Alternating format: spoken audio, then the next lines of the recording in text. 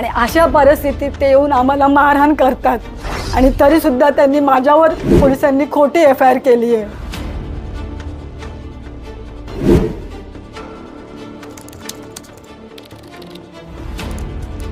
तर काय की मी माझ्या वडिलांना काठी मारली, त्यांची पसली तुटली, पण तसं प्रत्यक्षात घडलेलं नव्हतं।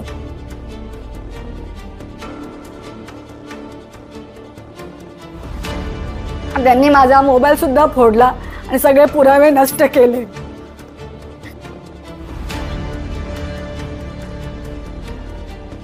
डिसेंबर 2024 रोजी आम्हा दोघी मायलेकींना घरी येऊन माझे वडील शिवाजी सोनवणे आणि भाऊ विजय सोनवणे याने आम्हालाच येऊन मारलं।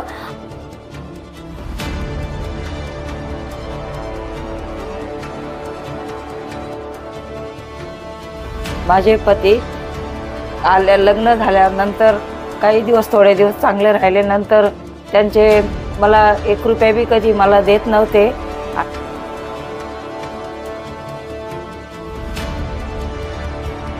आईला आणि मला न्याय मिळवून द्यावा, जेणेकरून आम्ही आमचं जीवन सुखाने व्यवस्थित करू शकू। मी मयुरी दिनेश पाटील, माझी आई सुशीला शिवाजी सोनवणे, वडील शिवाजी सोनवणे आणि आम्ही 3 बहीण भावंड आहोत। मी मोठी बहीण आहे, दुसरा विजय सोनवणे आणि लहान भाऊ वैभव शिवाजी सोनवणे।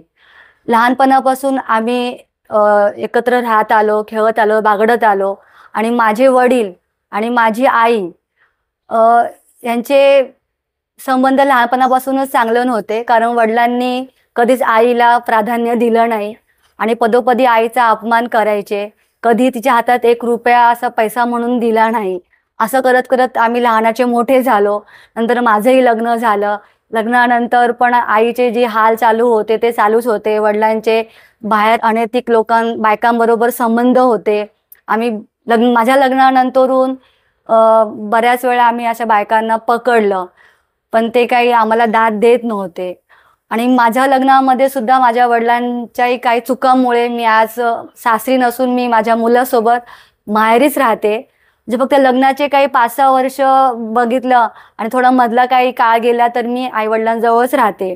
भावांची लग्न केली, घरांचे सगळे कामकाज केले, वडिलांचे ऑपरेशन केले, आईला बघणं, वडिलांना बघणं, हे सगळं मी माझ्या लग्नानंतर माझ्या मुलाला सांभाळत करत आले।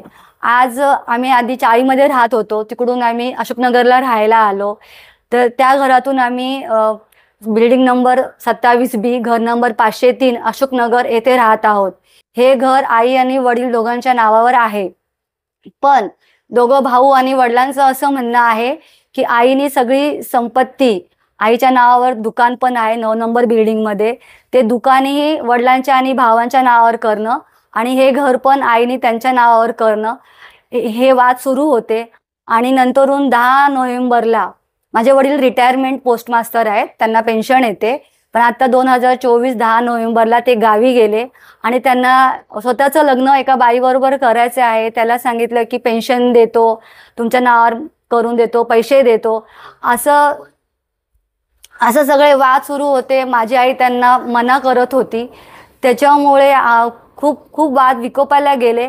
ते घरी आल्यानंतर आम्ही दोघी मायलेकींनी त्यांना घरात घेतलं नाही आणि त्याच्यावरून आम्हाला शिवीगाळ करणं, हे ते पहिल्यापासून शिवीगाळ करतच होते। ते दुसरं लग्न त्यांना करायचं होतं। वडिलांचं वय आता 15 मार्चला 71 संपेल, 72 चालू होईल आणि माझी आई डायबिटीज पेशंट आहे, तिचं ऑपरेशन करायचं आहे, ते कोणीही काहीही बघत नाहीये। दोघं भाऊ लग्नापासून त्यांच्या बायकाहून वेगळे राहतात, पण आई वडिलांचं ऑपरेशन, दवा पाणी, खाणं पिणं सगळं मी माझ्या मुलाला घेऊन इकडे करत आलेली आहे। त्या काळामध्ये 14 नोव्हेंबरला आम्हाला पोलीस स्टेशनला बोलवलं। सगळं पोलिसांनी त्यांचंच ऐकून घेतलं आणि आमचं काही म्हणणं ऐकून घेतलं नाही। आम्हाला दोघींना खूप त्रास दिला, दरवाजे फोडले, परत तो सिलसिला चालूच होता। भावांच्या बायका, भाऊ, वडील हे सगळे येऊन शिवीगाळ करतात। लहान भावाची बायकोचे वडील आहेत, ते मामा पण आम्हाला येऊन त्रास देतात। म्हणजे असं दरवाजेला लॉक फोडून टाकले, कोणाला लॉक लावायला येऊ देत नाही, लाईट बिल भरायला पैसे नाही, आईचे दवा करायला पैसे नाही। माझा मुलगा जॉबला जातो म्हणून आज आम्ही काहीतरी थोडंफार उदरनिर्वाह करू शकतोय, पण आम्ही बऱ्याच वेळा उपाशी राहिलेलो आहोत आणि अशा परिस्थितीत ते येऊन आम्हाला मारहाण करतात आणि तरीसुद्धा त्यांनी माझ्यावर पोलिसांनी खोटी FIR केली आहे. तर काय की मी माझ्या वडिलांना काठी मारली, त्यांची पसली तुटली, पण तसं प्रत्यक्षात घडलेलं नव्हतं. त्यांनी माझा मोबाईलसुद्धा फोडला आणि सगळे पुरावे नष्ट केले.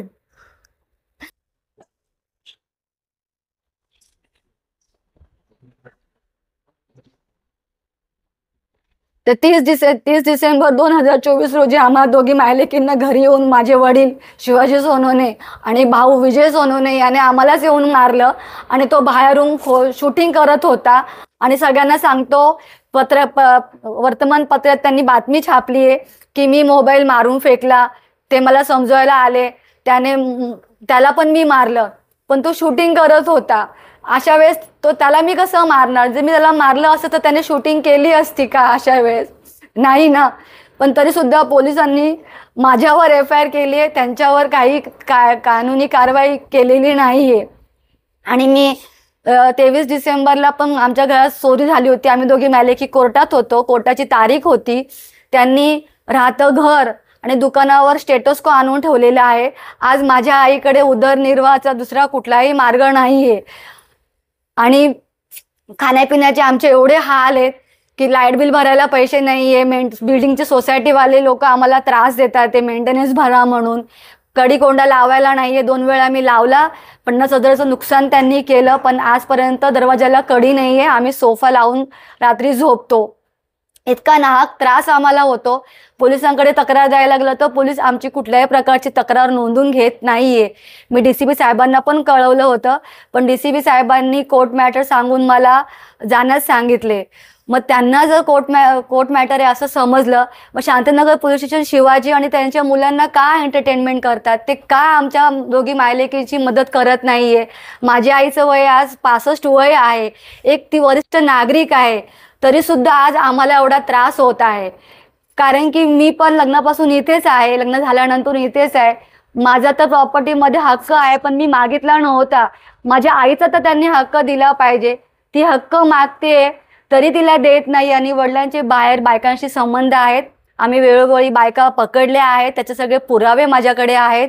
मी ते वेळेला सगळ्यांसमोर प्रस्तावित करीनच. माझी एवढीच विनंती आहे की माझ्या आईला तिचं काय आहे ते न्याय मिळवून द्यावा.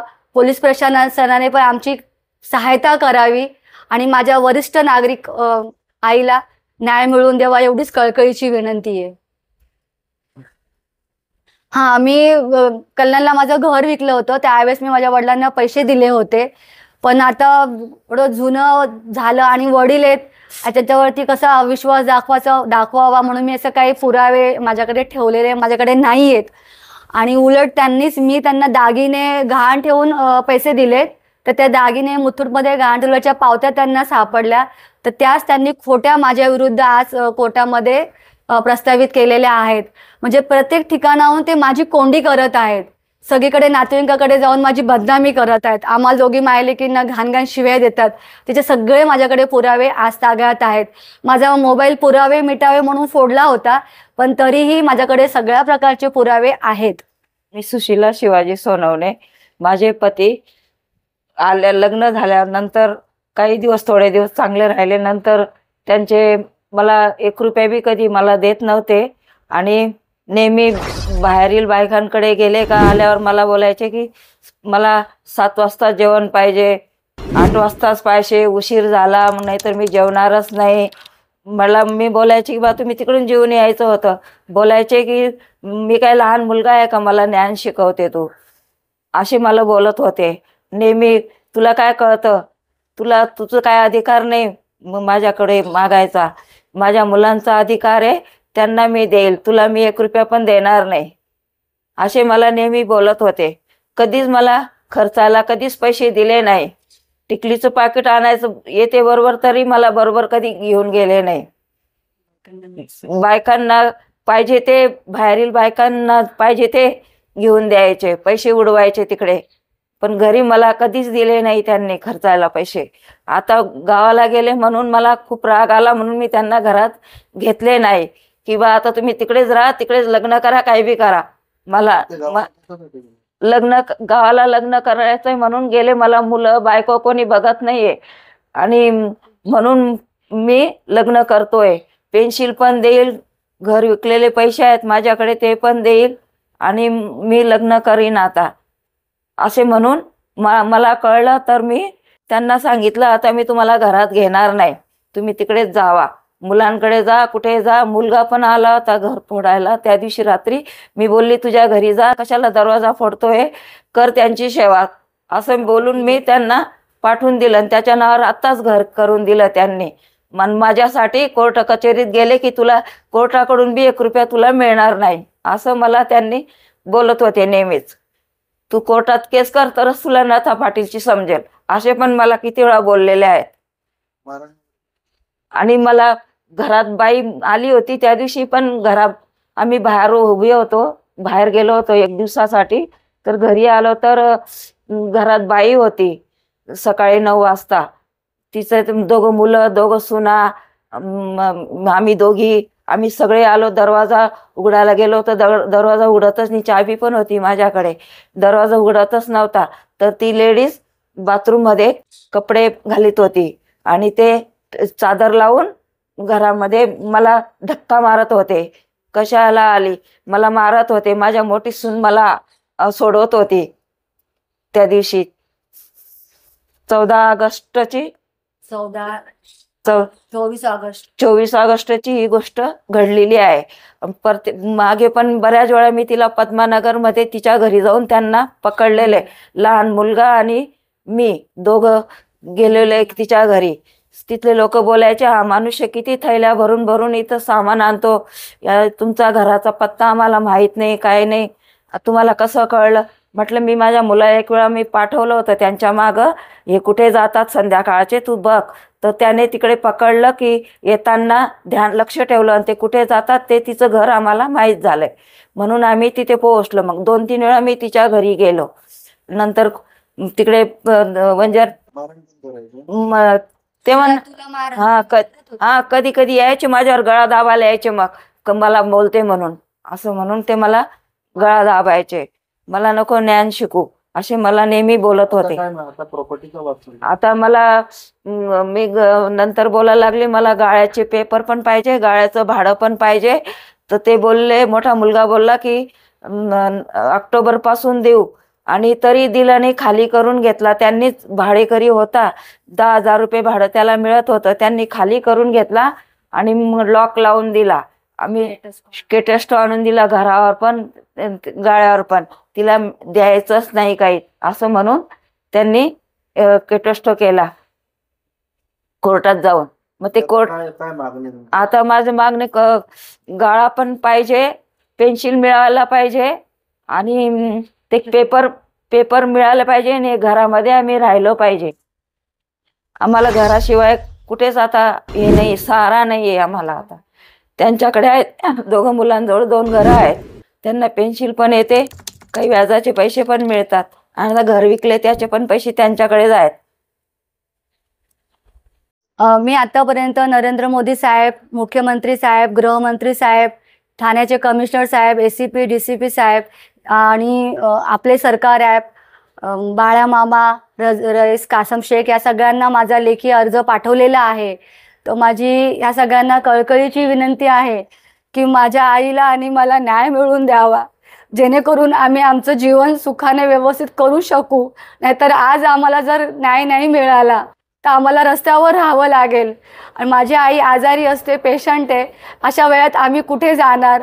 आणि वडील आणि भाऊ बोलतात तुमच्या दोघींचा काही हक्क नाही, या घरातून निघा. आणि त्यांना पोलीस लोकही सहायता करतात ते, आणि आमचं काहीही म्हणणं ऐकून घेत नाही आहे. पण मी त्यांनाही विनंती करते की त्यांनीही आमचं म्हणणं ऐकून घेऊन याच्यातून मार्ग काढून आम्हाला दोघींना न्याय मिळवून द्यावा. आणि मी तर मुलगी आहे, पण माझी आई एक वरिष्ठ भारतीय नागरिक आहे, तिला तर जरूर त्यांनी न्याय मिळवून द्यावा आणि आमचं जीवन एक सुखकारी बनावं, हीच माझी त्यांना कळकळीची विनंती आहे. Speed news Bharat.